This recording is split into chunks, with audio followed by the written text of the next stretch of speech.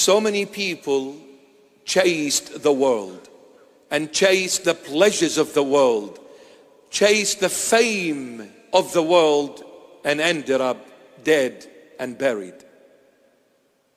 What have they gained? Absolutely nothing. Gone. As if that person never existed on earth. The moment the spirit leaves the body, as if that human being never came, never lived, never walked, never talked, never shared their life with me, as if this was all a dream at the awakening. And it is so, a dream at the awakening. But you see, this other man was poor. He struggled every single day of his life. But you know what? He didn't perish. He didn't die. He ended up in the bosoms of our father Abraham at the end of that suffering life that he had on earth.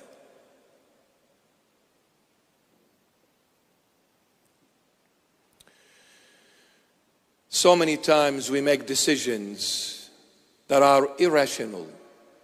So many times we make decisions that are not thought of very well. You see, we think happiness is in wealth. We think happiness is in health. We think happiness is in fame. We think happiness is in power. We think happiness is in riches of this world. But we're not realizing that these are nothing but chains chaining us to the ground and not letting us breathe. We become enslaved to what God has given us at our disposal. At our disposal.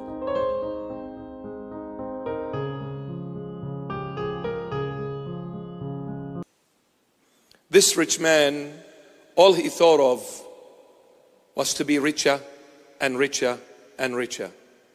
At the end, all he had for himself is a little grave. Nothing else. And this is the reality of this realm. It is just one little grave at the end. This is my true portion of this world. That little grave. But you know what is funny? All the riches of the world and all the empires and their glories, they become nothing when we face death. You know, when the Lord God led the Israelites through Moses, God brought them to this place deliberately. He cornered the Israelite nation. You see, he said to Moses, when they leave Egypt, the Israelite people, let them take the gold and the silver of Egypt. And Egypt was very rich. So they took a lot of gold and silver with them. And they said, wow, we are rich now. We have gold and silver. We can do anything and everything. We have the power now. We have the wealth now. And God brought them deliberately to the Red Sea. And He brought them to a spot where from the right hand and the left hand were mountains. They could not climb up.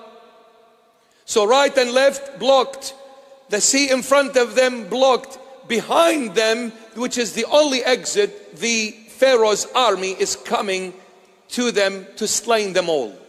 They became cornered. The first thing they did, they threw away the gold and the silver. The first thing they did. They said, what are we going to do with gold and silver? I need to save myself. I don't want to die. Wow.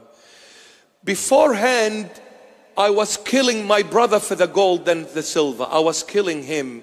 Now, I don't want the silver and the gold. I just want to live. So many rich people became sick with an illness. All their wealth and all their power and fame could not save them, my beloveds. One little illness gone with the wind.